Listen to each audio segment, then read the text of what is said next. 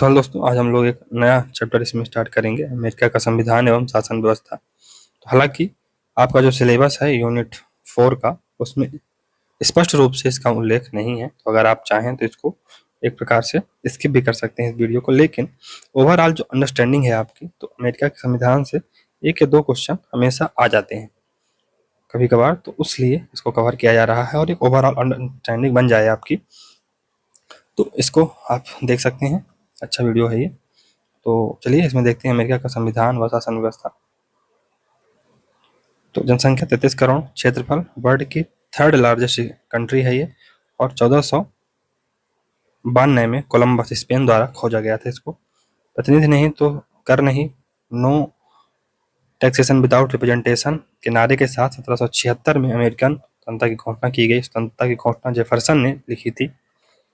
1781 में ब्रिटिश सेनापति कॉर्नवालिस की पराजय के बाद यूएसए में स्थित 13 जो उपनिवेश थे स्वतंत्र हुए थे। संविधान निर्माण 1787 में फिलाडेल्फिया सम्मेलन में संविधान सभा के अध्यक्ष जॉर्ज वाशिंगटन थे। संविधान निर्माण के समय 2 गुट थे, एक तो फेडरलिस्ट थे, फेडरलिस्ट यानी संघवादी, तो मजबूत संघ के समर्थक थे। इसमें नेता हैमिल्टन और मेडिसन थे। द फेडरलिस्ट पेपर के लेखक कौन थे? हैमिल्टन, व उनके मुख्यतः ये मेडिसन द्वारा इसको समर्थित किया गया था। एंटी फेडरलिस्ट राज्यों की स्वायत्तता के पक्षधर, इसमें नेता थे जेफरसन। तो फेडरलिस्ट इसमें विजयी होते हैं। अन्य महत्वपूर्ण नेता बेंजामिन फ्रैंकलिन थे। और यूएसए का संविधान 1789 में लागू हो जाता है। अमेरिकी संविधान की विशेषताएं क्या हैं? तो ये प्रथम लिखित एवं निर्मित संविधान है, सर्वाधिक संक्षिप्त संविधान, जिसमें केवल 7 अनुच्छेद। भारत में कितने थे? 395 मूलतः संविधान। संक्षिप्तता का परिणाम तो अंतर्निहित शक्तियों का सिद्धांत और स्पॉइल सिस्टम, लूट प्रणाली। तो लूट प्रणाली अगर देखा जाए तो किस देश से रिलेटेड है? तो ये यूएसए के संविधान से रिलेटेड है। कठोर संविधान तो पिछले 247 साल में, लगभग 250 साल में 27 ही संशोधन हो पाए। भारत में 106+ हो चुका। प्रथम 10 संशोधन 1791 में ही हो गए थे। इसमें संविधान में मूल अधिकारों को जोड़ा गया था, जो बाद में मूल संविधान का ही हिस्सा मान लिए गए। संविधान संशोधन की प्रक्रिया 2 चरण है इसमें। संशोधन की प्रस्तावित करना, तो कांग्रेस संसद के दोनों सदन मत देने वाले सदस्यों के 2/3 यानी लगभग 66% से आपको प्रस्ताव रखना पड़ेगा, और 2/3 राज्य विधानसभाओं के आग्रह करने पर आप एक प्रकार से संविधान की प्रस्तावना या संविधान को प्रस्तावित कर सकते हैं। अब संशोधनों का अनुसमर्थन या पुष्टि, तो आपको 3/4 यानी लगभग 75% राज्य विधानसभाओं द्वारा पुष्टि आवश्यक। इतना कठिन है। एक तो आपको लगभग 66% आपको चाहिए, तब तो आपका समर्थन चाहिए, तब तो आप प्रस्तावित कर सकते हैं संविधान संशोधन। दूसरा, 2/3 राज्य विधानसभाओं के आग्रह करने पर, या तो एक प्रकार तो आपने संशोधित कर दिया, ठीक। लेकिन अगर उसको पूरी तरह से उसको वैलिड करवाना है या उसकी पुष्टि होनी है, तो 3/4 राज्य विधानसभाएं उसको एक प्रकार से उसका समर्थन करेंगी। भारत में जैसे जीएसटी कट होता है, जीएसटी में तो भारत में क्या है, जीएसटी जैसे अगर संघीय मामले हैं तो वहां पर अगर परिवर्तन करना है तो ठीक है, 2/3 वहां पर मेजोरिटी है। लेकिन केवल आधे जो राज्य हैं उनसे हमें एक प्रकार से उनको पारित करवाना पड़ता है। लेकिन यहाँ पर 75%, तो जो कि एक टेढ़ी खीर हो जाता है। संशोधन में विशेष राष्ट्रपति के हस्ताक्षर आवश्यक नहीं है। राज्य अपना अनुसमर्थन एक बार देने के बाद वापस नहीं ले सकते हैं। जनता की कोई भूमिका नहीं है। पुष्टि की कोई सीमा नहीं। अतः संशोधन प्रस्ताव राज्यों के पास पड़े रहते हैं। हालांकि कई संशोधनों में कांग्रेस ने 7 वर्ष की अवधि निश्चित कर दी थी। संविधान संशोधन का प्रारंभ राज्य भी कर सकते हैं। तब पुष्टि के लिए 3/4 राज्य विधानमंडलों का अनुसमर्थन आवश्यक। संघात्मक शासन, तो केसी बेयर ने यूएसए संघ को आदर्श संघ कहा है, और इसे डुअल फेडरल, द्वैत संघ भी कहा जाता है। 1787 के फिलाडेल्फिया सम्मेलन में परिसंघ कन्फेडरेशन की स्थापना की गई, लेकिन शीघ्र ही यूएसए को फेडरेशन बना दिया गया। पहले 13 राज्य थे, अब 50 राज्य हो चुके हैं। यूएसए के संविधान में इकाइयों को संघ से पृथक होने का अधिकार दिया गया है। हालांकि 1861 से 65 के गृह युद्ध ने वहां संघ को मजबूत किया है। संविधान तो नहीं बदला गया, पर इस गृह युद्ध के समय कुछ ऐसी व्यवहारिक परंपराएं स्थापित कर दी गई कि राज्य पृथक नहीं हो सकते।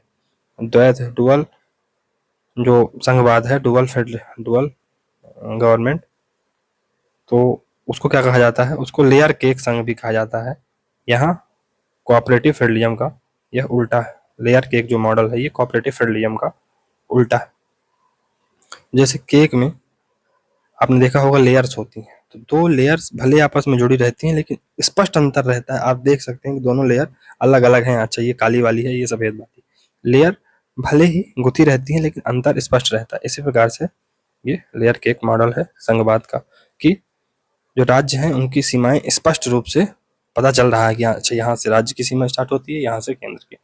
वैसे संघवाद की विशेषताएं तो संविधान द्वारा शक्ति का विभाजन है, संविधान की सर्वोच्चता है, कठोर संविधान है और उच्च सदन द्वितीय सदन में सीनेट के समान एक प्रकार से प्रतिनिधित्व है। सेम या इक्वल रिप्रेजेंटेशन है सभी राज्यों का। 2 सीटें बेसिकली सभी राज्यों को मिली हुई हैं। दोहरी नागरिकता है, दोहरा संविधान है, दोहरी न्यायपालिका है, न्यायिक पुनरावलोकन है।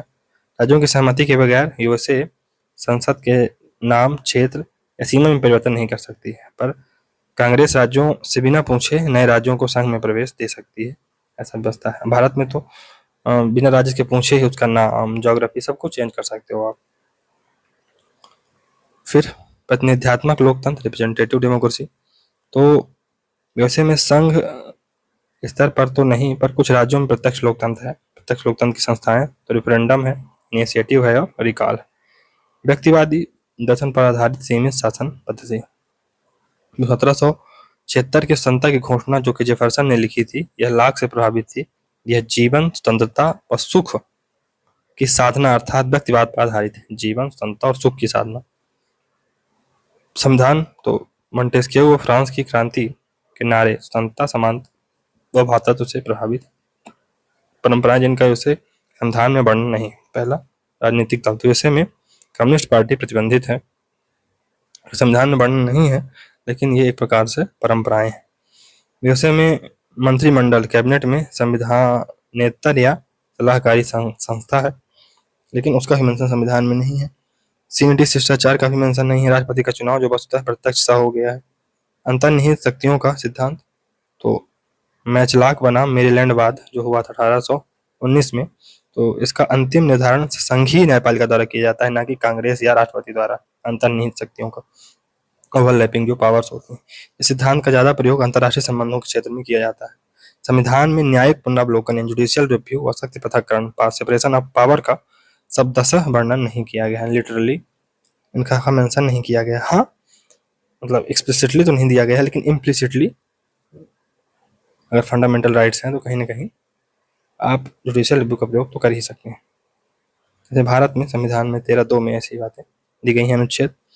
चूंकि यूएसए में अध्यक्षात्मक शासन व्यवस्था है, अतः मंत्रिमंडल के सदस्य ना तो कांग्रेस के प्रति उत्तरदायी होते हैं और ना ही बहसों में भाग लेते हैं। वैसे महत्वपूर्ण वाद तो मारबरी बनाम मेडिसन, ये 1803 में हुआ था। ये न्यायिक पुनरावलोकन, जुडिशियल रिव्यू से रिलेटेड है।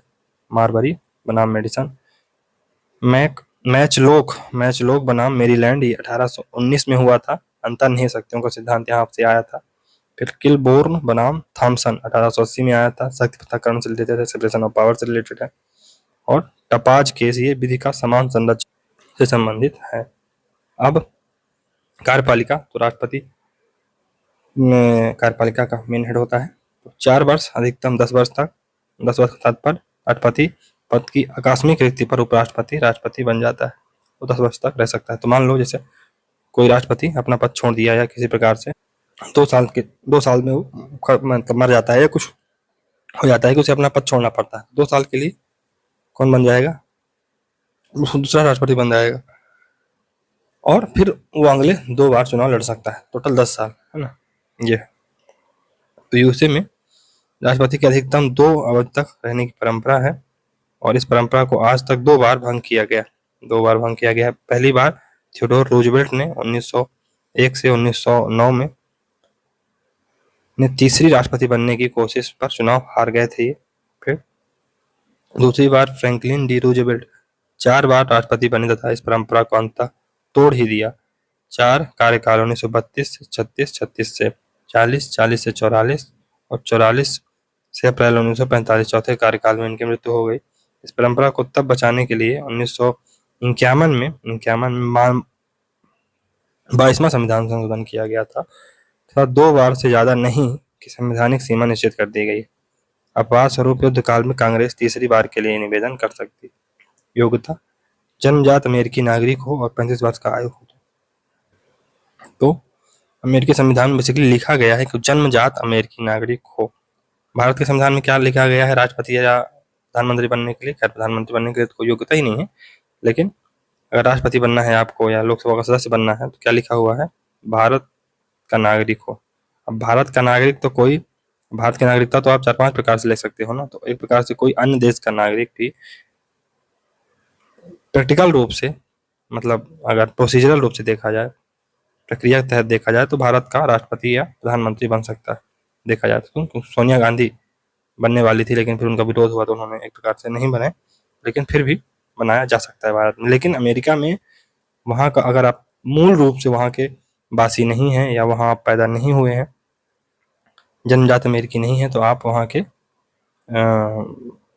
राष्ट्रपति नहीं बन सकते। 14 साल से उसे का निवासी भी रहा हो, और साथ ही साथ भले आप मूल रूप से वहीं के हों, लेकिन हो सकता है आप बाहर रहते हो, तो ये भी नहीं चलेगा। आपको 14 वर्ष पहले, चुनाव लड़ने के पहले 14 वर्ष से आप वहीं पर होने चाहिए। निर्वाचन: तो राष्ट्रपति व उपराष्ट्रपति का निर्वाचन एक ही निर्वाचक मंडल इलेक्टोरल कॉलेज द्वारा किया जाता है। दोनों पदों का चुनाव एक साथ ही निर्वाचक मंडल इलेक्टोरल कॉलेज द्वारा कराया जाता है।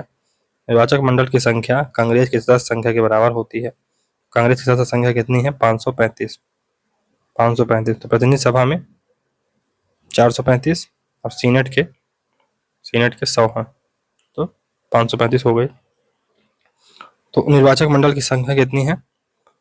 535 प्लस 3 वाशिंगटन डीसी के, डिस्ट्रिक्ट ऑफ कोलंबिया, जो कि राज्य नहीं, एक प्रकार से राजधानी है। तो निर्वाचन के 5 चरण होते हैं। पार्टी द्वारा उम्मीदवारों का मनोनयन किया जाता है। जुलाई अगस्त में चुनाव अभियान होते हैं और इलेक्टोरल कॉलेज और प्रेसिडेंट का चुनाव नवंबर में मतदाताओं द्वारा प्रत्यक्ष रूप से चुनाव किया जाता है या उनको चुना जाता है। सूची प्रणाली द्वारा कराया जाता है चुनाव, सूची प्रणाली लिस्ट सिस्टम द्वारा कराया जाता है, याद रखिएगा। वैसे में चुनाव लिस्ट सिस्टम के द्वारा होता है। निर्वाचक मंडल का चुनाव व्यक्तिगत न होकर सामूहिक होता है। बहुमत मिलने पर समस्त सदस्य निर्वाचित हो जाते हैं। इसे स्लेंट पद्धति कहा जाता है। स्लेंट पद्धति, इसमें अनुपातिक प्रणाली से चुनाव नहीं होते हैं। अनुपातिक प्रणाली से नहीं होते हैं। निर्वाचक मंडल का चुनाव व्यक्तिगत न होकर सामूहिक होता है और बहुमत मिलने पर समस्त सदस्य निर्वाचित हो जाते हैं। लोकप्रिय मत, पॉपुलर वोट: तो मतदाता निर्वाचक मंडल को चुनाव तो इसमें लोकप्रिय मत होता है, पॉपुलर वोट होता है। मतदाता निर्वाचक मंडल को चुनाव के लिए जो वोट डालते हैं उसे लोकप्रिय मत, पॉपुलर वोट कहा जाता है। तो मतदाता निर्वाचक मंडल के लिए चुनाव के लिए जो वोट डालते हैं उसे लोकप्रिय मत कहा जाता है। निर्वाचक मंडल द्वारा राष्ट्रपति का चुनाव लगभग दिसंबर में होता है। मत पेटियां सीनेट के अध्यक्ष के पास भेजी जाती हैं। अध्यक्ष दोनों सदनों की संयुक्त बैठक के समक्ष मतगणना कर विजेता की घोषणा करता है। पद ग्रहण: तो यूएसए में राष्ट्रपति 20 जनवरी को शपथ ग्रहण करता है सर्वोच्च न्यायालय के मुख्य न्यायाधीश के समक्ष। स्पष्ट निरपेक्ष पूर्ण बहुमत न मिलने पर या वोट बराबर आने पर तो राष्ट्रपति के लिए प्रतिनिधि सभा हाउस ऑफ रिप्रेजेंटेटिव प्रथम 3 उम्मीदवारों में से एक का निर्वाचन करती है। तो 3 शॉर्टलिस्टेड होंगे, उसमें से एक का निर्वाचन करती है।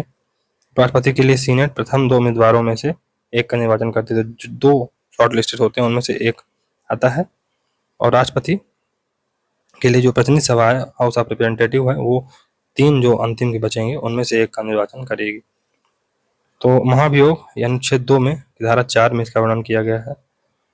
सर्वप्रथम प्रतिनिधि सभा के सदस्य भ्रष्टाचार, कदाचार या देशद्रोह का आरोप लगाते हैं। प्रतिनिधि सभा के हाउस ऑफ रिप्रेजेंटेटिव के आरोपों की जांच के लिए एक विशेष जांच समिति बनाई जाती है। रिपोर्ट में आरोपों की पुष्टि होने पर प्रतिनिधि सभा साधारण बहुमत से प्रस्ताव पारित कर देती है। पारित प्रस्ताव सीनेट के पास भेजा जाता है। सीनेट एक निर्धारित तिथि को न्यायालय के रूप में बैठती है। उस दिन सीनेट की अध्यक्षता सर्वोच्च न्यायालय का मुख्य न्यायाधीश करता है। अगर पूरी छानबीन के बाद सीनेट 2/3 66% बहुमत से प्रस्ताव पारित कर देती है तो राष्ट्रपति को अपना पद छोड़ना पड़ता है। व्यवहार में महाभियोग तो एंड्रू जॉनसन पर लगाया गया 1867 में प्रथम बार महाभियोग प्रस्ताव एंड्रू जॉनसन के खिलाफ लाया गया था, लेकिन सीनेट में एक मत की कमी से महाभियोग प्रस्ताव पारित नहीं हो पाया था। कारण 1881 से 65 में दास प्रथा समर्थक दक्षिण राज्यों के अपराधियों को आम माफी देना, जिन्हें लिंकन ने पकड़वाया था। फिर रिचर्ड निक्सन 1974। तो रिचर्ड निक्सन के दूसरे कार्यकाल की शुरुआत में ही महाभियोग प्रस्ताव लाया गया, पर महाभियोग की कार्यवाही शुरू होने से पहले ही अगस्त 1974 में निक्सन ने इस्तीफा दे दिया। कारण क्या था? वाटरगेट कांड रिचर्ड निक्सन के समय हुआ था। इसके तहत निक्सन ने रिपब्लिकन डेमोक्रेट्स की चुनावी जासूसी की कार्यवाही की थी। तो बेसिकली वाटरगेट कांड में क्या हुआ था, इसके तहत एक प्रकार से निक्सन ने डेमोक्रेट्स, रिपब्लिकन और डेमोक्रेट्स की चुनावी जासूसी कार्यवाही की थी। निक्सन के इस्तीफे के बाद उपराष्ट्रपति फोर्ड को राष्ट्रपति का पद मिल गया था। फोर्ड ने निक्सन को माफी दे दी, अन्यथा उन्हें वाटरगेट कांड में सजा होती, लेकिन फोर्ड ने निक्सन को माफी दे दी। बिल क्लिंटन, तो 1998 से 99 के बीच में मोनिका लेविंस्की ने यौन संबंधों मामले में क्लिंटन के खिलाफ महाभियोग की सिर्फ मांग उठी थी, क्लिंटन ने माफी मांग ली थी। तो क्लिंटन भी एक प्रकार से दूध के धुले नहीं थे, उनके ऊपर भी यौन संबंधों को लेकर कहीं ना कहीं मामला आया था, मोनिका लेविंस्की ने उनके ऊपर लगाया था। फिर डोनाल्ड ट्रंप के खिलाफ 2 बार महाभियोग लाया जा चुका है। दिसंबर 2019 में यूक्रेन से बाइडेन की जांच के कारण, लेकिन सीनेट ने आरोप मुक्त कर दिया। फिर जनवरी 2020 में कैपिटल हिल कांग्रेस परिसर पर हमले के कारण प्रतिनिधि सभा से प्रस्ताव पास हो गया, लेकिन सीनेट में 67 की वजह 57 वोट आए और यह प्रस्ताव पारित नहीं हो पाया। पद पर रहते हुए राष्ट्रपतियों की हत्या अब्राहम लिंकन की हो गई थी। अब्राहम लिंकन की दास प्रथा समर्थक ने गोली मार दी थी 1865 में, अब्राहम लिंकन की हो गई थी। फिर जेम्स गारफील्ड, एक बेरोजगार द्वारा हत्या कर दी गई 1881 में। फिर जॉन एफ कैनेडी की वियतनाम युद्ध समर्थक द्वारा हत्या कर दी गई 1963 में। और रोनाल्ड रीगन, हत्या की कोशिश की गई पर बच गए थे 1981 में। राष्ट्रपति का उत्तराधिकार, तो मृत्यु, त्यागपत्र या महाभियोग से राष्ट्रपति का पद रिक्त होने पर उपराष्ट्रपति शेष अवधि के लिए फुल फ्लेश्ड राष्ट्रपति बन जाता है, ना कि कार्यवाहक। भारत में तो एक्टिंग जो उपराष्ट्रपति होता है भारत का, डिप्टी या वाइस प्रेसिडेंट जो होता है, तो अगर प्रेसिडेंट का पद किन्हीं भी कारणों से खाली हो जाता है तो वो एक्टिंग प्रेसिडेंट बन जाता है 6 महीने के लिए, और 6 महीने के भीतर कहीं ना कहीं चुनाव करवाने पड़ते हैं। लेकिन अगर यूएसए में राष्ट्रपति किसी कारण से पद छोड़ देता है, तो उपराष्ट्रपति अगर बनेगा, तो मान लो अगर 1 साल में छोड़ दिया पद तो 3 साल के लिए बनेगा, 2 साल में छोड़ दिया तो 2 साल के लिए बनेगा। इस स्थिति में वहां नए चुनाव नहीं होते हैं। राष्ट्रपति के उत्तराधिकारी क्रमशः उपराष्ट्रपति, यदि वह पद विरुक्त हो तो स्पीकर यानी प्रतिनिधि सभा के, और सीनेट का अल्पकालीन अध्यक्ष प्रेसिडेंट प्रो टेम्पोर या विदेश मंत्री, सेक्रेटरी ऑफ स्टेट और वित्त मंत्री। आप ये मतलब एक प्रकार से करते जाएंगे। तो 1973 के वाटरगेट कांड में फंसने पर उपराष्ट्रपति स्पिरो एग्न्यू ने इस्तीफा दे दिया था। तो वाटरगेट कांड में फंसे थे कौन? उपराष्ट्रपति स्पिरो एग्न्यू। तब राष्ट्रपति निक्सन ने प्रतिनिधि सभा में नेता अल्पमत यानी गेराल्ड फोर्ड को उपराष्ट्रपति बनवाया, और गेराल्ड फोर्ड ने फिर निक्सन को एक प्रकार से माफी दे दी थी, जिसके कारण उन पर न्यायिक कार्यवाही नहीं हुई थी। फिर 1974 में निक्सन के इस्तीफे पर राष्ट्रपति फोर्ड राष्ट्रपति बन गए। फोर्ड के राष्ट्रपति बनने के बाद न्यूयॉर्क के पूर्व गवर्नर नेल्सन रॉकफेलर को उपराष्ट्रपति नियुक्त किया गया था। राष्ट्रपति बनने या अन्य कारण से उपराष्ट्रपति का पद रिक्त होने पर पद खाली नहीं रहता, बल्कि राष्ट्रपति कांग्रेस की पुष्टि से उपराष्ट्रपति को मनोनीत कर देता है। तो उपराष्ट्रपति के राष्ट्रपति बनने या अन्य कारण से उपराष्ट्रपति का पद रिक्त होने पर पद खाली नहीं रहता है, बल्कि राष्ट्रपति कांग्रेस की पुष्टि से उपराष्ट्रपति को मनोनीत कर देता है। दोनों पद रिक्त होने पर स्पीकर प्रतिनिधि सभा राष्ट्रपति बन जाता है। उपराष्ट्रपति, इसका निर्वाचन राष्ट्रपति के चुनाव वाली पद्धति के समान राष्ट्रपति के चुनाव के साथ साथ चुनाव संपन्न कराए जाते हैं। महाभियोग द्वारा इसको पद से हटाया जा सकता है। कार्य, सीनेट का पदेन सभापति होता है। अन्य कोई कार्य या पद नहीं है, अतः अत्यंत कमजोर होता है ये बेसिकली। निर्णायक मत कास्टिंग वोट, तो सीनेट में केवल बराबर अगर वोट हो गया तो फिर ये कास्टिंग वोट डालता है। बेंजामिन फ्रैंकलिन ने अमेरिकी उपराष्ट्रपति बनने को व्यर्थ का महिमावान व्यक्ति, ये जो सुपरफ्लुअस हाइनेस कहा है, व्यर्थ का महिमावान व्यक्ति बनने के लिए कहा है ऐसा। फिर उपराष्ट्रपति पद की आकस्मिक रिक्ति तो 1967 से पहले इस संबंध में कोई प्रावधान नहीं था, लेकिन 25वां संविधान संशोधन 1967 आया के बाद उपराष्ट्रपति पद की आकस्मिक रिक्ति पर राष्ट्रपति किसी भी व्यक्ति को शेष अवधि के लिए उपराष्ट्रपति नियुक्त कर सकता है, लेकिन ऐसी नियुक्ति की दोनों सदनों के बहुमत से पुष्टि आवश्यक है। मंत्रिमंडल, तो मंत्रिमंडल का संविधान में प्रावधान नहीं है, मंत्रिमंडल का संविधान प्रावधान नहीं है। उपराष्ट्रपति के अतिरिक्त 13 मंत्री और होते हैं। मंत्री यूएसए में बेसिकली मंत्री सचिव कहलाते हैं, सचिव। न्याय विभाग मंत्रालय का सचिव मंत्री, अटॉर्नी जनरल, जबकि विदेश मंत्री को वहां पर स्टेट सेक्रेटरी कहते हैं। मंत्री राष्ट्रपति द्वारा मनोनीत किए जाते हैं, लेकिन सीनेट द्वारा पुष्टि होना आवश्यक है। मंत्रिमंडल, किचन कैबिनेट मस्तिष्कों का न्यास, महाल रक्षक, प्लेस ऑफ गॉड कहा जाता है इनको एक प्रकार से। तो कहा जाता है कि राष्ट्रपति के लिए सबसे कठिन होता है कैबिनेट बैठकों में आंखें खुली रखना। इसका अर्थ यह है कि मंत्रिमंडल महत्वहीन है। लास्की की बुक है द अमेरिकन प्रेसिडेंसी। अमेरिका का राष्ट्रपति एक सम्राट से कम या अधिक है, वह एक प्रधानमंत्री से कम या अधिक है। ब्रिटिश सम्राट राज्य करता है, शासन नहीं। ब्रिटिश प्रधानमंत्री शासन करता है, राज्य नहीं। लेकिन अमेरिकन राष्ट्रपति शासन भी करता है और राज्य भी करता है। राष्ट्रपति प्रणाली की आलोचना में जिमी कार्टर ने कहा है कि केवल एक व्यक्ति की गलती संपूर्ण राष्ट्र पर विपदा ला सकती है। किसने कहा है? जिमी कार्टर ने। तो नेक्स्ट है कांग्रेस। तो व्यवस्थापन संबंधी समस्त शक्तियां संयुक्त राज्य की एक कांग्रेस में निहित होगी। इसका निर्माण एक सीनेट और प्रतिनिधि सभा से मिलकर होगा। अमेरिकी संविधान के प्रथम अनुच्छेद की प्रथम उपधारा में लिखा गया। कांग्रेस की शक्तियां एवं कार्य, तो powers and function of Congress. पहला है कानून निर्माण संबंधी कार्य, लेजिस्लेटिव फंक्शन। दूसरा है प्रदत्त यानी डेलीगेट फंक्शन। तीसरा है निहित यानी इनहेरेंट, और चौथा है समावर्ती। तो इलेक्टिव फंक्शन क्या है? चुनाव संबंधी कार्य क्या है? राष्ट्रपति के चुनाव में मतगणना कांग्रेस के दोनों सदनों के सम्मुख होती है। यदि राष्ट्रपति पद के चुनाव में किसी भी उम्मीदवार को निर्णायक मंडल का निरपेक्ष बहुमत एब्सोल्यूट मेजोरिटी प्राप्त न हो, तो प्रतिनिधि सभा पहले 3 उम्मीदवारों में से राष्ट्रपति चुनने के लिए मतदान करती है। यदि उपराष्ट्रपति पद के लिए किसी भी उम्मीदवार को स्पष्ट बहुमत प्राप्त न हो, तो सीनेट में प्रथम दोनों उम्मीदवारों में से उपराष्ट्रपति चुनती है। प्रतिनिधि सभा के द्वारा अपने अध्यक्ष व उपाध्यक्ष तथा सीनेट के द्वारा अपने उपसभापति का चुनाव किया जाता है। कार्यपालिका संबंधी कार्य, इलेक्टिव फंक्शन। राष्ट्रपति की नियुक्ति, संधियां, युद्ध की घोषणा की पुष्टि केवल कांग्रेस द्वारा ही किया जा सकता है। जांच पड़ताल करना, इन्वेस्टिगेटरी फंक्शन। राष्ट्रपति मंत्रिमंडल संबंधी जो कैबिनेट के मेंबर होते हैं, अन्य जो प्रशासनिक विभाग होते हैं, भ्रष्टाचार, होटलों की जांच सीनेटर द्वारा कर सकते हैं। फिर नवीन राज्यों को संघ में प्रवेश देना, तो admission of new states in the federation. और वित्तीय कार्य, फाइनेंशियल फंक्शन। कांग्रेस का एक महत्वपूर्ण कार्य राष्ट्रीय वित्त पर नियंत्रण है। यद्यपि वार्षिक बजट ब्यूरो के द्वारा राष्ट्रपति के निर्देशन में तैयार किया जाता है, लेकिन बजट कांग्रेस के द्वारा ही पारित किया जाता है। अब कांग्रेस के 2 सदन होते हैं। तो ऐसे में व्यवस्थापिका या विधायिका, लेजिस्लेचर, अर्थात संसद को कांग्रेस कहा जाता है। इसके 2 सदन होते हैं। पहला हाउस ऑफ रिप्रेजेंटेटिव, सदस्यों को कांग्रेसमैन कहा जाता है। इनकी कुल सदस्य संख्या 435 होती है। और सीनेट, सदस्यों को सीनेटर कहा जाता है। इसकी सदस्य संख्या 100 होती है। तो ये एक प्रकार से लोअर हाउस है। भारत का ये लोकसभा के समान है, और सीनेट ये भारत की राज्यसभा के समान। सीनेट तो ये एक प्रकार से उच्च सदन है, द्वितीय सदन है, राज्यों का सदन है। 17वां जो संविधान संशोधन हुआ था 1913 के बाद, सीनेट के सदस्यों का प्रत्यक्ष निर्वाचन होता है। प्रत्येक राज्य को 22 सीनेटर अपने राज्यों का प्रतिनिधित्व करते हैं। प्रत्येक राज्यों से 2, ना कि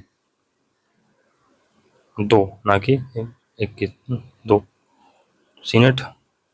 टोटल 100 होंगे, 50 राज्य हैं तो 100। सीनेट संसार का सबसे शक्तिशाली द्वितीय सदन है, जबकि यूके की राज्यसभा सबसे कमजोर सदन है। किसी भी राज्य को उसकी अनुमति के बिना सीनेट की समान सदस्यता से वंचित नहीं किया जा सकता है। अवधि सीनेट की स्थायी सदन है ये। सीनेटर का कार्यकाल 6 वर्ष का होता है, लेकिन 1/3 सदस्य प्रत्येक 2 वर्ष बाद अवकाश प्राप्त कर लेते हैं। उनके स्थान पर नवीन निर्वाचन कराए जाते हैं। सदस्यों के पुनर्निर्वाचन पर कोई प्रतिबंध नहीं है। तो एक प्रकार से आप कितने बार भी सीनेटर बन सकते हैं। योग्यता क्या है सदस्यों के लिए? वह 30 वर्ष की आयु पूरी कर चुका हो, 30 वर्ष आपके पूरे हो चुके होने। भारत में भी लगभग यही है कमोबेश।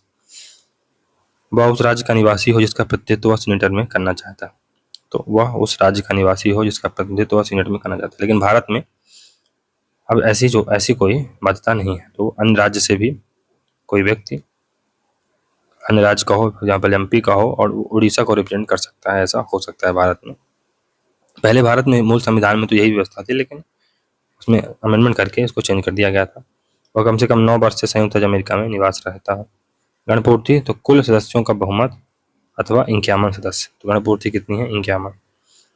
सभापति तो उपराष्ट्रपति सभा उपराष्ट्रपति सभी पदेन सभापति होता है, एक्स ऑफिशियो चेयरमैन होता है।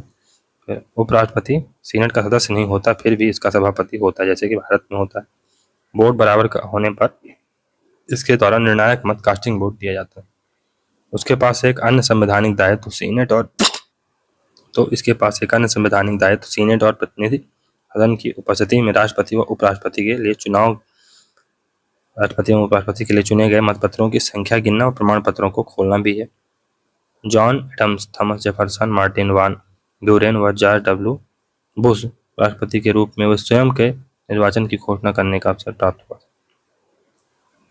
राष्ट्रपति पद पर आकस्मिक रिक्ति पर 1967 तक कोई प्रावधान नहीं था, लेकिन 25वें संविधान संशोधन द्वारा 1967 से प्रावधान किया गया है कि आकस्मिक रिक्ति होने पर शेष अवधि के लिए राष्ट्रपति किसी व्यक्ति को राष्ट्रपति नियुक्त कर सकता है, किंतु ऐसी नियुक्ति को कांग्रेस के दोनों सदनों से कन्फर्म कराना पड़ता है। 1973 में उपराष्ट्रपति स्पिरो एग्न्यू ने त्यागपत्र दिया तो राष्ट्रपति निक्सन ने जेराल्ड फोर्ड को, उस समय प्रतिनिधि सभा के अल्पमत दल रिपब्लिकन पार्टी की ओर से नेता अल्पमत यानी लीडर माइनॉरिटी थे, को उपराष्ट्रपति नियुक्त किया। जब 1974 में राष्ट्रपति निक्सन ने त्यागपत्र दिया तो तत्कालीन यानी जो नियुक्त हुए थे उपराष्ट्रपति फोर्ड ने राष्ट्रपति पद ग्रहण कर लिया। तब राष्ट्रपति फोर्ड ने न्यूयॉर्क के पूर्व गवर्नर नेल्सन रॉकफेलर को उपराष्ट्रपति नियुक्त कर दिया था। सामयिक अध्यक्ष यानी प्रेसिडेंट प्रो टेम्पोर, तो सामयिक अध्यक्ष या प्रेसिडेंट प्रो टेम्पोर एक संवैधानिक पद है जो उपराष्ट्रपति की अनुपस्थिति में सीनेट की अध्यक्षता करता है। इसका चयन सीनेटर अपनों में से करते हैं। यह बहुमत दल का सदस्य होता है। राष्ट्रपति उत्तराधिकार अधिनियम 1947 के अनुसार सीनेट का सामयिक अध्यक्ष उत्तराधिकारी की दृष्टि से उपराष्ट्रपति प्रतिनिधि सभा के अध्यक्ष के बाद तीसरे स्थान पर आता है। सीनेट की शक्तियां व कार्य, powers and function of senate, तो लॉर्ड ब्राइस के अनुसार सीनेट शासन में गुरुत्वाकर्षण का केंद्र है। सीनेट शासन में गुरुत्वाकर्षण का केंद्र है एक ओर, और प्रतिनिधि सभा की लोकतंत्रात्मक असावधानी और दुष्टता पर दूसरी ओर राष्ट्रपति की राजनीतिक महत्वाकांक्षाओं पर रोक लगाने वाली एक सत्ता है। विश्व के द्वितीय सदनों में अमेरिकी सीनेट काफी शक्तिशाली माना जाता है। प्रधान विधेयक और संविधान संशोधन विधेयक होते हैं। दोनों सदनों की शक्तियां समान हैं। धन विधेयक सर्वप्रथम प्रतिनिधि सभा में ही रखा जा सकता है, जैसे भारत में केवल लोकसभा में आ सकता है, वैसे वहाँ ही हाउस ऑफ रिप्रेजेंटेटिव में ही इसको रखा जा सकता है। यदि किसी विधेयक पर दोनों सदनों में मतभेद हो तो वह विधेयक सम्मेलन समिति यानी कॉन्फ्रेंस कमेटी को सौंपा जाता है, जिसमें दोनों सदनों के सदस्यों की संख्या समान होती है। सीनेट कार्यपालिका शाखा द्वारा विदेशों से की गई संधियों का अनुमोदन कर सकती है। सीनेट राष्ट्रपति सहित अन्य प्रमुख पदाधिकारियों के महाभियोग की जांच करती है। सीनेट ने 2020 तक कुल 20 बार महाभियोग की जांच की। इसमें से 3 राष्ट्रपति Andrew Johnson 1868, bill Clinton 1999, Donald Trump 2020 सम्मिलित हैं। इन तीनों को सीनेट ने दोषी नहीं पाया। ज्ञात रहे 1974 में रिचर्ड निक्सन ने प्रतिनिधि सभा में महाभियोग पर मतदान से पूर्व ही त्यागपत्र दे दिया था। सीनेट को अन्वेषण और निर्वाचन की शक्ति प्राप्त है। उपराष्ट्रपति निर्वाचन में किसी भी प्रत्याशी को निरपेक्ष बहुमत प्राप्त न हो तो सीनेटर प्रथम 2 प्रत्याशियों में से एक को उपराष्ट्रपति चुनते हैं। धन विधेयकों के संबंध में सीनेट को प्रतिनिधि सभा के समान बिल्कुल शक्तियां प्राप्त हैं। वित्तीय विधेयकों के संबंध में संविधान प्रतिनिधि सभा को अवश्य ही कुछ उच्च शक्तियां प्रदान करता है। संविधान के अनुसार वित्तीय विधेयकों का सूत्रपात प्रतिनिधि सभा में ही हो सकता है, सीनेट में नहीं। किंतु संविधान यह भी कहता है कि सीनेट वित्तीय विधेयकों में अन्य विधेयकों की भांति संशोधन कर सकती है या उन्हें अस्वीकार कर सकती है, और वित्तीय विधेयक तभी पारित समझा जाएगा जबकि कांग्रेस के दोनों सदनों द्वारा उसे स्वीकृति प्रदान कर दी गई हो, जबकि राज्यसभा में ऐसा नहीं। अगर अधिकतम राज्यसभा मनी बिल को लटकाना चाहे तो कितना लटका सकती है भारत में? 14 दिन। लेकिन अमेरिका में ऐसा नहीं है। भले वो पेश हाउस ऑफ रिप्रेजेंटेटिव में होगा, लेकिन दोनों सदनों को एक प्रकार से संशोधन करने का अधिकार है, प्लस एक प्रकार से जब तक दोनों सदनों में वो पारित नहीं होगा तब तक बिल एक पूर्ण रूप नहीं लेगा अपना। कभी कभी तो सीनेट किसी वित्तीय विधेयक को इतना संशोधित और परिवर्तित कर देती है कि संबंधित विधेयक के शीर्षक के अतिरिक्त और सब कुछ परिवर्तित हो जाता है। फिर यदि किसी भी विधेयक पर दोनों सदनों में मतभेद उत्पन्न हो जाए तो यह विधेयक सम्मेलन समिति द्वारा इस प्रकार से सम्मेलन समिति को सौंप दिया जाता है, जिसमें दोनों सदनों के बराबर की संख्या में प्राय 3 सदस्य होते हैं और सम्मेलन समिति दोनों सदनों में समझौता कराने का प्रयत्न करती है। व्यवहार में सीनेट के सदस्य अधिक योग्य, अनुभवी एवं कार्यकुशल होते हैं और समझौता बहुत कुछ सीमा तक उसी के रूप में संपन्न होता है जिस रूप में सीनेट चाहती है। कार्यपालिका क्षेत्र में उसकी प्रथम शक्ति नियुक्ति के पुष्टिकरण से संबंधित है। राष्ट्रपति द्वारा की गई नियुक्तियां तभी वैध होती हैं जब सीनेट के द्वारा अपने साधारण बहुमत से उन्हें स्वीकृति प्रदान कर दी जाए।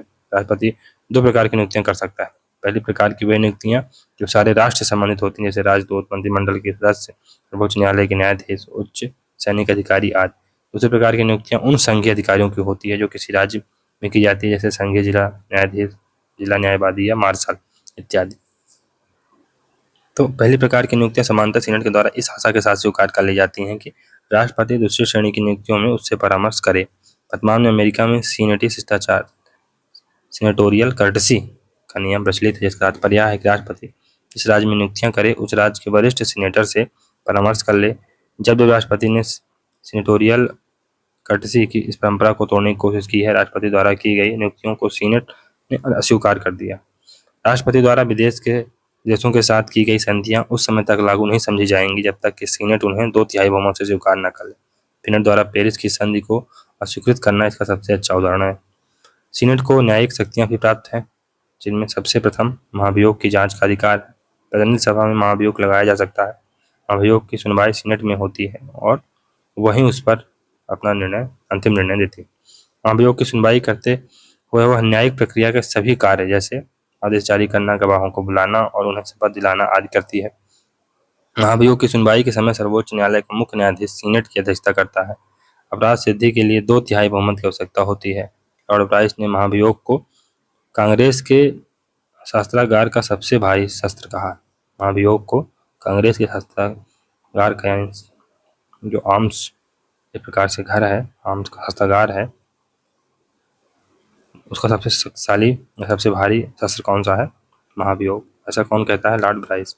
सीनेट की महत्ता और उसके कारण, importance of senate and factor for it. तो अमेरिका वासी अपनी सीनेट को राजनीतिज्ञों व संतों का ओलंपियन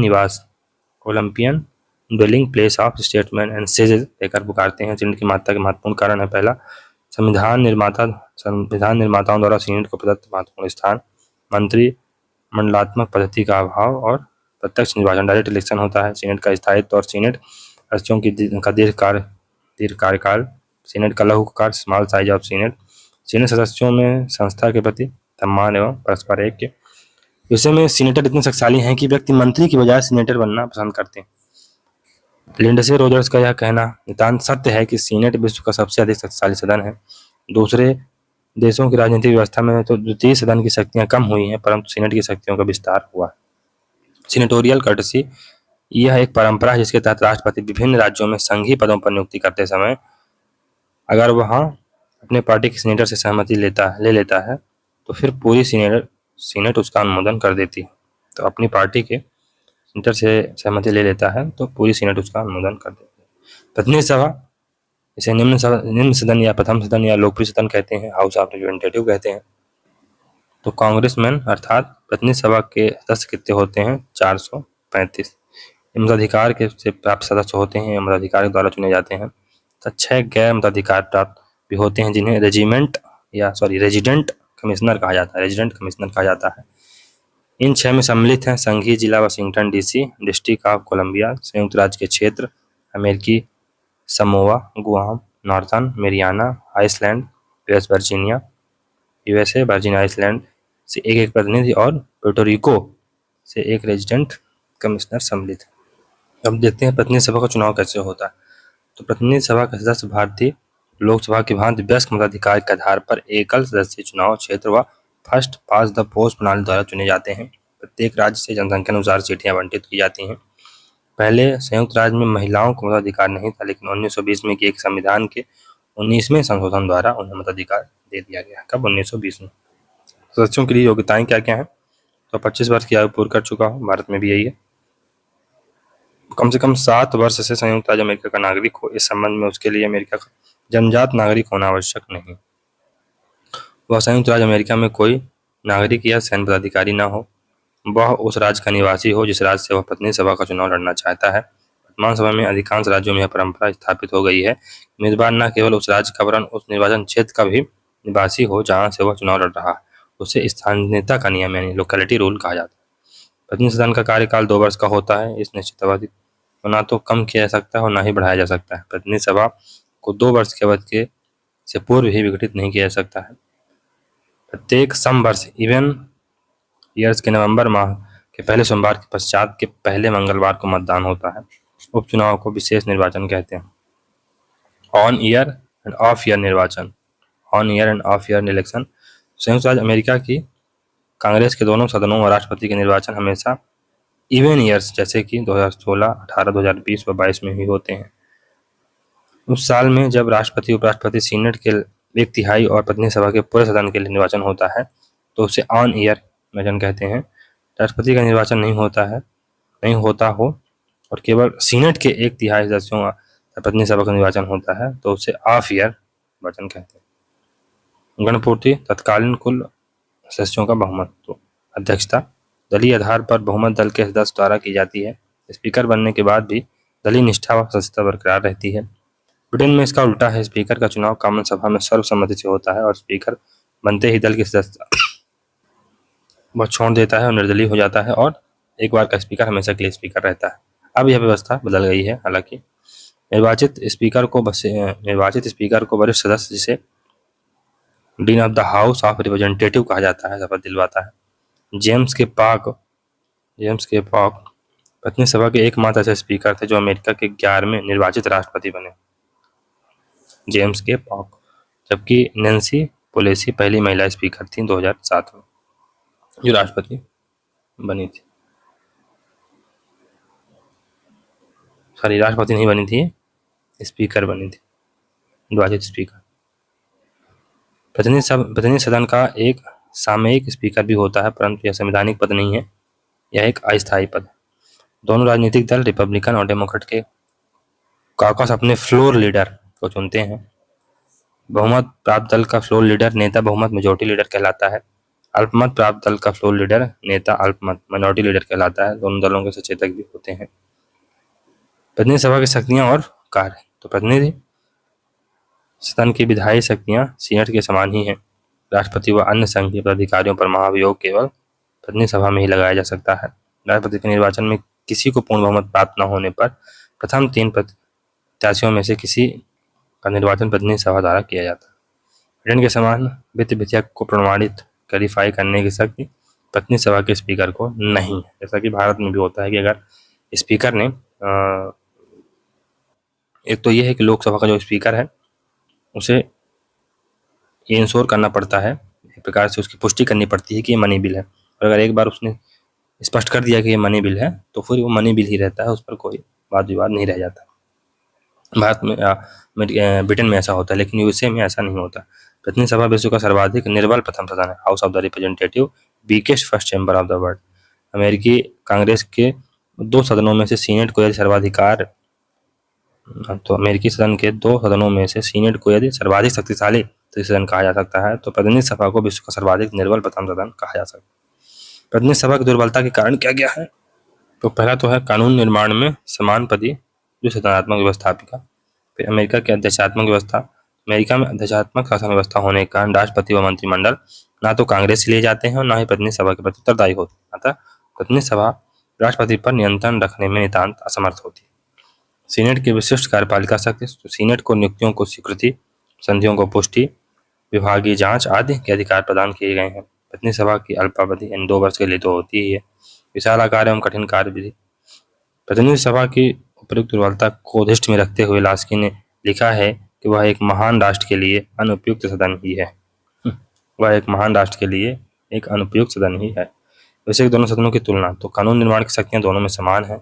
वित्त विधेयक व बजट सर्वप्रथम प्रतिनिधि सभा में ही रखा जाता है, बाद में सीनेट उसमें मनचाहा परिवर्तन कर सकती है। वित्त विधेयक में परिवर्तन की शक्ति की वजह से ही वे सीनेट को विश्व का सर्वाधिक शक्तिशाली द्वितीय सदन कहा जाता है। अन्य मामलों में भी सीनेट शक्तिशाली है। युद्ध की घोषणा कांग्रेस द्वारा की जाती है, संचालन राष्ट्रपति द्वारा किया जाता है। कांग्रेस की समिति व्यवस्था, कमेटी सिस्टम, तो कार्य वृद्धि और कानून निर्माण में जटिलता की वजह से विधेयक संसदीय समितियों को सौंप दिए जाते हैं। कैसी विधेयक, अगर इंग्लैंड को अपनी संसदीय व्यवस्था पर गर्व है तो यूएसए को अपनी समिति व्यवस्था पर गर्व। फाइनल इन्हें सदन की वास्तविक विधानसभाएं, real legislative bodies of the house कहता है। Real legislative bodies of the house कहता है। राष्ट्रपति वुडरो विल्सन ने इन्हें लघु विधानसभाएं, लिटिल लेजिस्लेचर्स कहा है। राष्ट्रपति वुडरो विल्सन। स्पीकर रीड ने समितियों का विवरण देते हुए कहा था कि सदन की आंख, कान, हाथ व अधिकांशतः उसका मस्तिष्क होती है। अमेरिकी कांग्रेस में विभिन्न प्रकार की समितियां हैं, जिनमें निम्नलिखित प्रमुख हैं। पहला, स्थायी समिति, स्टैंडिंग कमेटी होती है। दूसरा, नियम निर्णय समिति यानी हाउस कमेटी ऑन रूल्स। फिर विशेष समितियां होती हैं, स्पेशल कमेटीज होती हैं। और संपूर्ण सदन की समिति होती है, committee of the whole house. संपूर्ण सभा की समिति का सभापति स्पीकर नहीं होता, वरन अन्य समितियों तरह इस समिति के लिए भी एक विशेष अध्यक्ष का चुनाव किया जाता है। सदन की बैठकों में गणपूर्ति कुल सदस्य संख्या का बहुमत होती है, लेकिन संपूर्ण सदन की समिति में गणपूर्ति केवल 100 है। सम्मेलन समितियां यानी कॉन्फ्रेंस कमेटी। अनेक बार विधेयक के संबंध में दोनों सदनों में मतभेद होने पर गतिरोध उत्पन्न हो जाता है। इस गतिरोध को दूर करने के लिए सम्मेलन समितियों का गठन किया जाता है। इस समिति में दोनों सदनों के सदस्य बराबर की संख्या में होते हैं, सामान्यतः 3-3 होते हैं। इनका चुनाव सदन की सहायता से संबंधित सदन के अध्यक्ष द्वारा किया जाता है। समिति व्यवस्था से संसद की शक्ति का ह्रास होता है।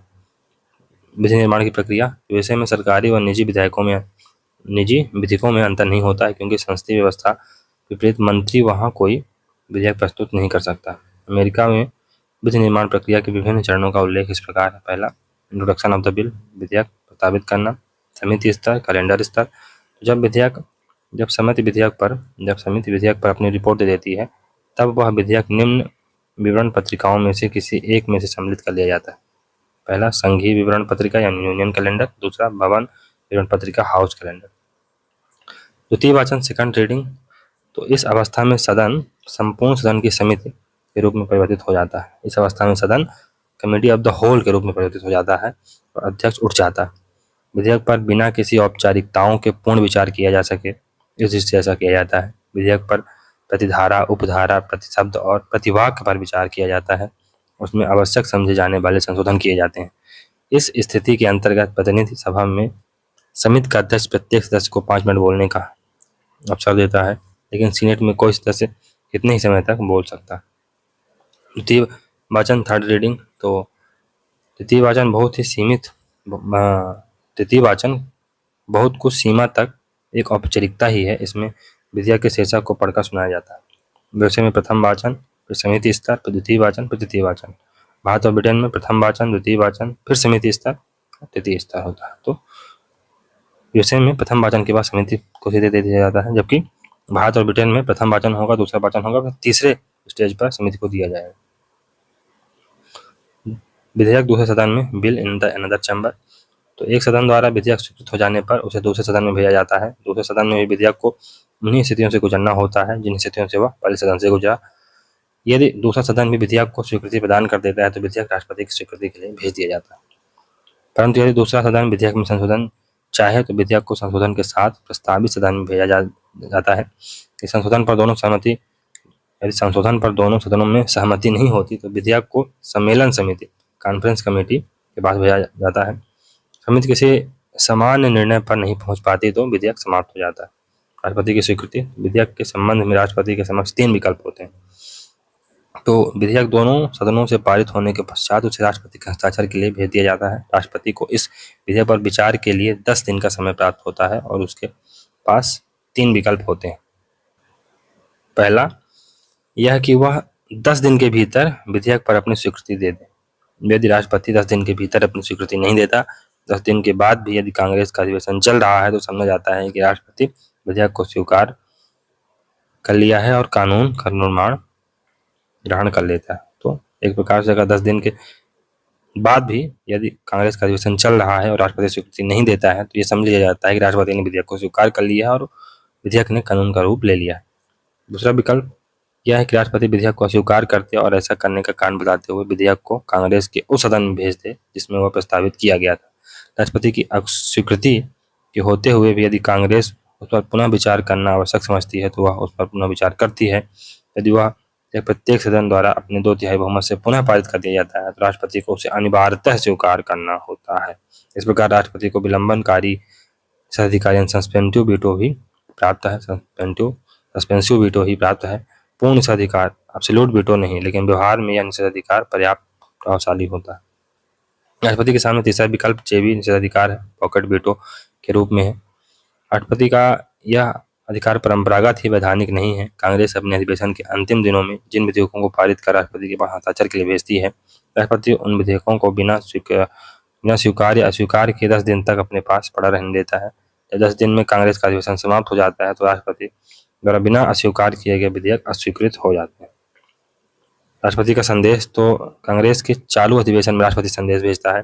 यह मात्र संदेश नहीं बल्कि कार्यों की एक पूरी सूची होती है कि कांग्रेस को क्या क्या कानून बनाने चाहिए। अतः राष्ट्रपति को कई बार यूएस का मुख्य विधायक चीफ लेजिस्लेचर ऑफ उसे भी कह दिया जाता है।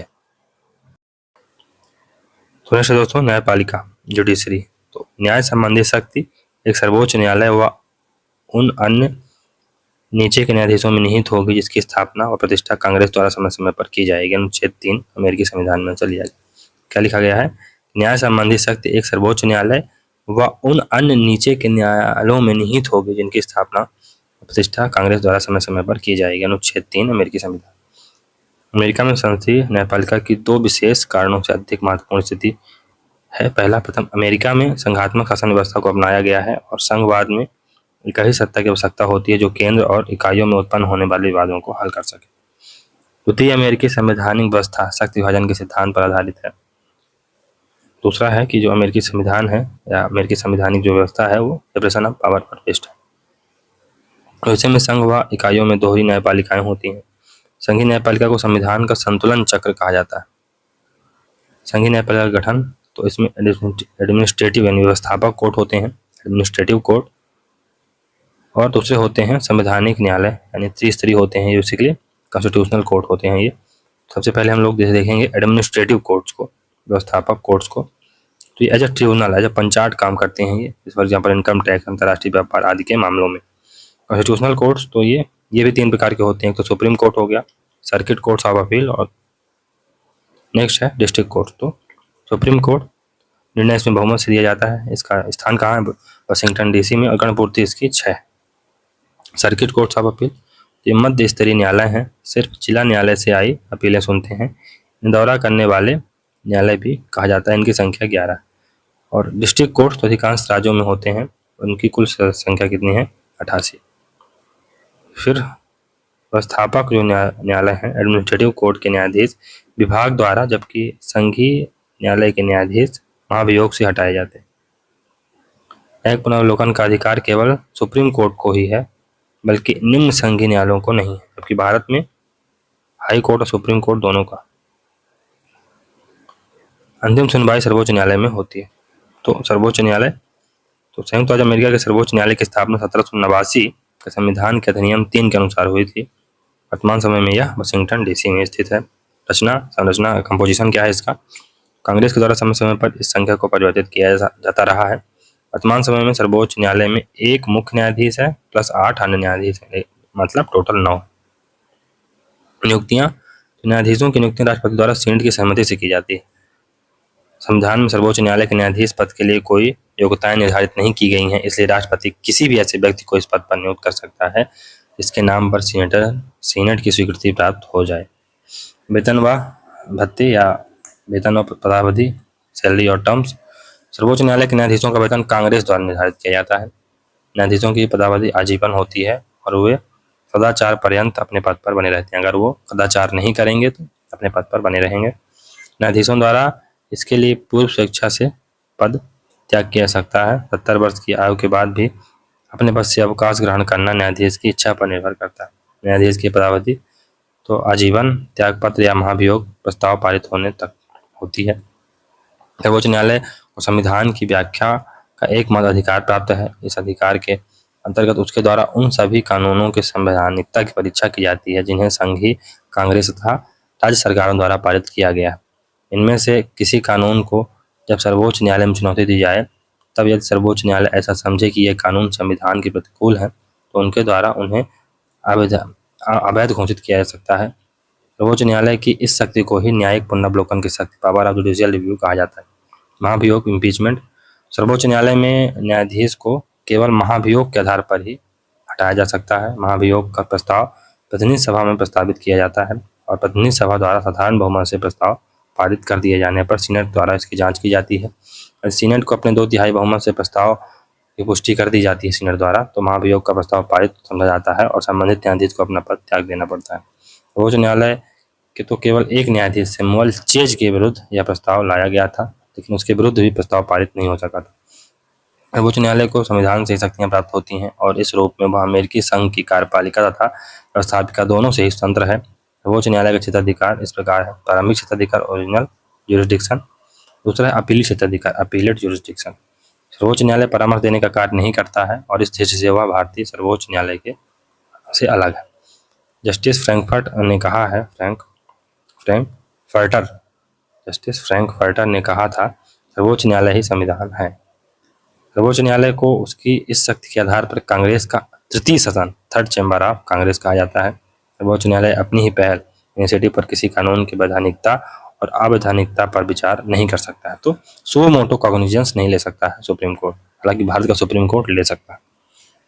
द्वितीय, न्यायिक पुनर्वलोकन के अधिकार का प्रयोग केवल सर्वोच्च न्यायालय ही नहीं करता, वरन निम्न संघीय न्यायालय और राज्यों के उच्च न्यायालय भी इस अधिकार का प्रयोग करते हैं। इस संबंध में अंतिम निर्णायक कौन है?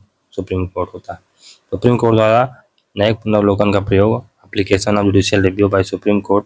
तो अमेरिका के संविधान में न्यायिक पुनर्वलोकन की शक्ति का एक प्रकार से शब्दतः हम कहीं पर मेंशन नहीं है, बल्कि सन 1803 में मारबरी बनाम मेडिसन के बाद में न्यायमूर्ति मार्शल द्वारा न्यायिक पुनर्वलोकन के सिद्धांत का स्पष्ट रूप से प्रतिपादन किया गया था। इसकी आलोचना की जाती है जुडिशियल रिव्यू की। तो न्यायिक पुनर्वलोकन का कोई संवैधानिक आधार नहीं है। There is no constitutional basis for judicial review. प्रगतिशीलता में बाधक है, तो ये ऑब्स्ट्रक्शन क्रिएट करता है प्रोग्रेस में। राष्ट्रपति रूजवेल्ट की नवनिर्माण आर्थिक नीति व प्रशासन काल में कांग्रेस द्वारा पारित राष्ट्रीय औद्योगिक पुनरुद्धार act, national industrial recovery act रद्द करके सुप्रीम कोर्ट ने अपनी प्रतिक्रियावादिता पर मुहर लगा दी थी। सर्वोच्च न्यायालय कांग्रेस द्वारा पारित अधिनियमों को अवैध घोषित कर एक उच्च विधानमंडल की स्थिति प्राप्त कर लेता है। लास्की और ब्रोगन इस आधार पर सर्वोच्च न्यायालय को कांग्रेस का थर्ड चैम्बर कहते हैं। जस्टिस ह्यूज, हम एक संविधान के नीचे रहते हैं, लेकिन संविधान वही है जो न्यायपालिका कहते हैं।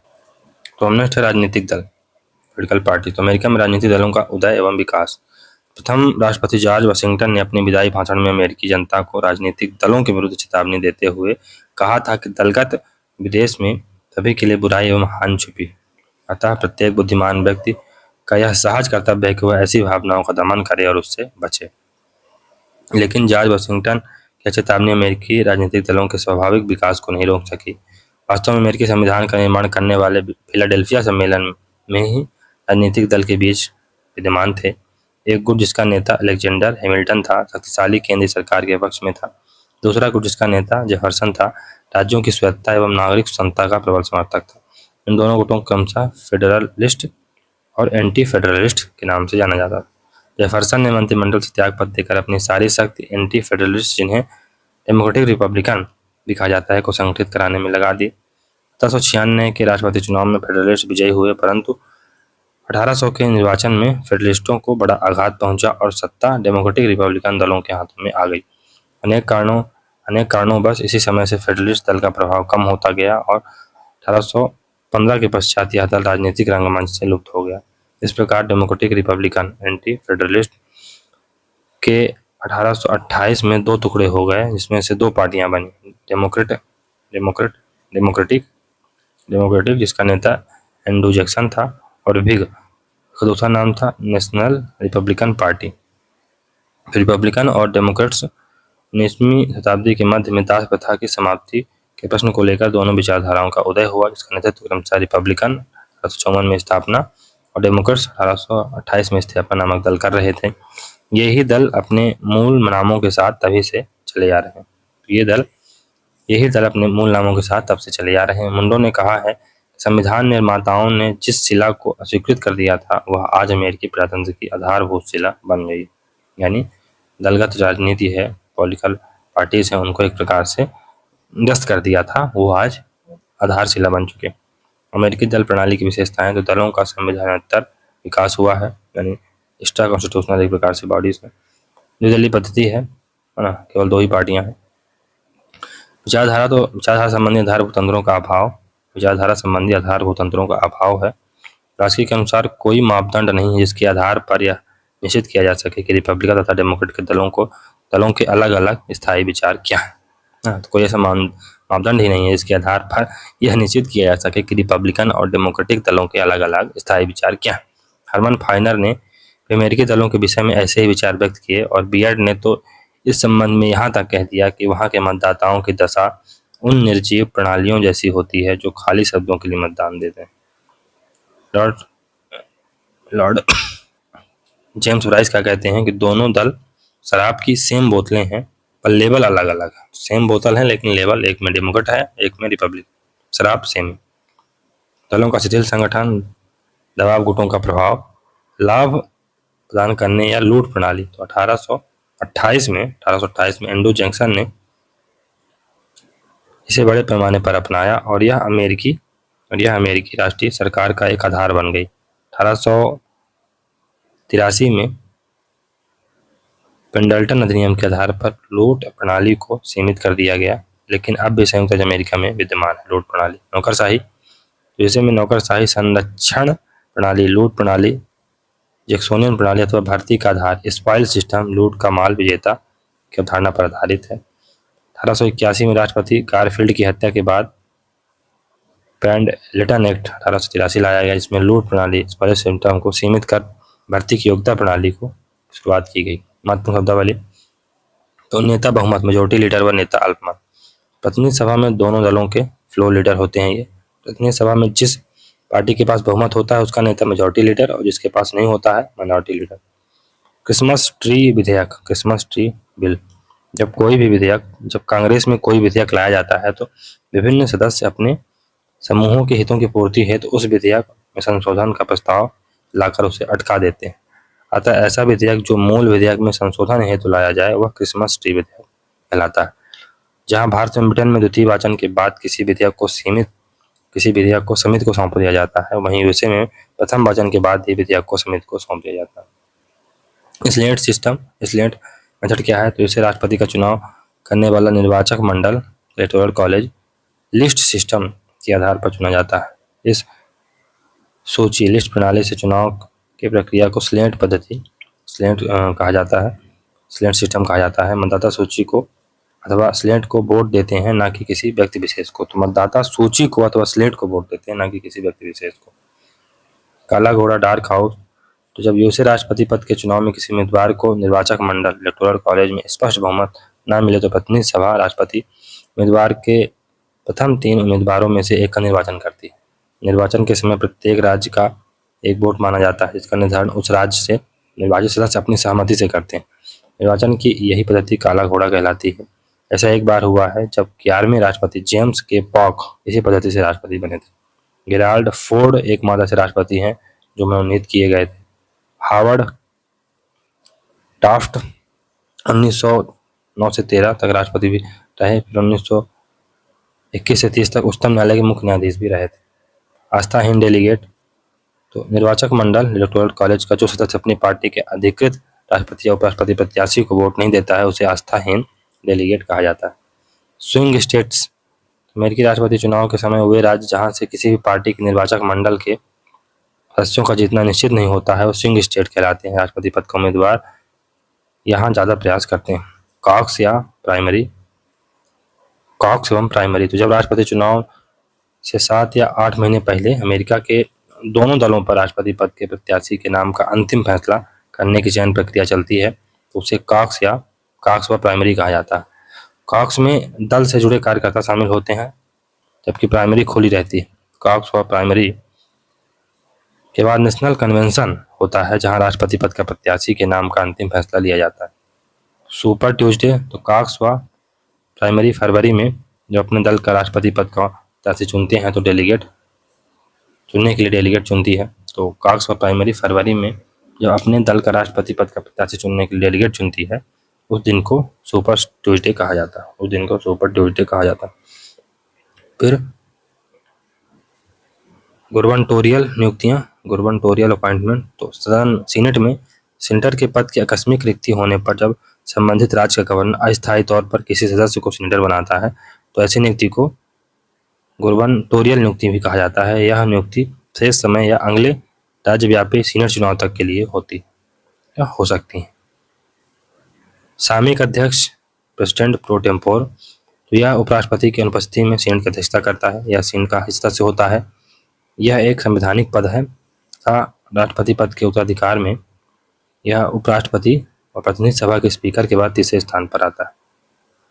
फिलिबस्टर अथवा विवाद समापन या क्लॉचर, फिलिबस्टर अथवा विवाद समापन या क्लॉचर तो अर्थात सीनेट की कार्यवाही में बाधा डालने के लिए सीनेटर द्वारा अनावश्यक भाषणबाजी ये क्या कहलाती है, फिलिबस्टर। तो फिलिबस्टरिंग का सीनेटर्स द्वारा राष्ट्रपति को धमकी की तरह प्रयोग किया जाता है। फिलिबस्टर का तात्पर्य होता है अड़ंगेबाज। इसका प्रयोग आमतौर पर विरोधी दल वाले करते हैं जिससे अधिवेशन की समाप्ति तक मत विभाजन न कराया जा सके तथा विधायी कार्यवाही में विलंब हो या अवरुद्ध हो जाए। लेकिन 60 सीनेटर चाहें तो विवाद समापन या क्लॉचर से फिलिबस्टर को चुप करा सकते हैं। जेरीमेंडरिंग तो राज्य विधानमंडलों द्वारा प्रतिनिधि सभा के निर्वाचन क्षेत्रों का परिसीमन सत्ताधारी दल द्वारा स्वहित में कर देना जेरीमेंडरिंग कहलाता है। जेरीमेंडरिंग में नेता मतदाताओं का चयन करते हैं ना कि मतदाता नेताओं का। तो जेरीमेंडरिंग में नेता मतदाताओं का चयन करते हैं कि कौन से लोग हमको वोट देंगे, हम उनका चयन करेंगे, ना कि मतदाता नेताओं का। 1824 में एल्ब्रिज जेरी मैसाचुसेट्स के गवर्नर थे और उनके द्वारा ही सबसे पहले इस प्रथा को अपनाया गया, अतः उनके नाम पर इसे जेरीमेंडरिंग कहा जाता है। जेरीमेंडरिंग की प्रथा सत्ताधारी दल द्वारा सत्ता के दुरुपयोग का एक उदाहरण है। अमेरिका में जेरीमेंडरिंग की प्रथा पर रोष अवश्य है किंतु अब तक इस बुराई से पार नहीं पाया गया। पार्क बैरल प्रतिनिधि सभा के चुनाव चूंकि प्रत्येक 2 वर्ष बाद होते हैं अतः निर्वाचकों को खुश रखने हेतु प्रतिनिधि सभा के सदस्य राष्ट्रीय हितों की अनदेखी कर अपने निर्वाचन क्षेत्र हेतु अधिकाधिक बजट की व्यवस्था करते हैं। लॉग रोलिंग इसका ज्यादा प्रयोग प्रतिनिधि सभा में होता है। स्वार्थ सिद्धि हेतु पार्टी हितों की अनदेखी कर सदस्यों द्वारा पारस्परिक संयोग व अस्थायी गठबंधन बनाए जाते हैं। संसदीय व्यवस्था में ऐसा संभव नहीं हो पाता। पिजन हॉलिंग तो समितियां अवांछित विधेयकों पर अपना प्रतिवेदन कभी भी कांग्रेस के सदन के समक्ष नहीं रखती हैं। पिजन हॉलिंग से विधेयक का अंत हो जाता है, ऐसा संसदीय प्रणाली में संभव नहीं। लॉबिंग युवा समूह द्वारा अपनाई जाने वाली तकनीक जिसमें वे पेशेवर का सहारा लेते हैं। कांग्रेस की शब्दावलियाँ तो सीनेट से रिलेटेड है, फिलिबस्टरिंग, पिजन होलिंग और लॉबिंग। प्रतिनिधि सभा से रिलेटेड है gerrymandering, log rolling, pork barrel, lobbying और पिजन होलिंग। चलिए दोस्तों, यहाँ से हमारा अमेरिका का संविधान समाप्त होता है। तो मिलते हैं अपन नेक्स्ट वीडियो में। तो अगर आपको दोस्तों ये वीडियो सीरीज अच्छी लग रही है तो वीडियो को लाइक करें, चैनल को सब्सक्राइब करें और ज़्यादा से ज़्यादा शेयर करने का प्रयास करें। चलिए मिलते हैं अगले वीडियो में, तब तक के लिए goodbye. Thank you very much for discussion.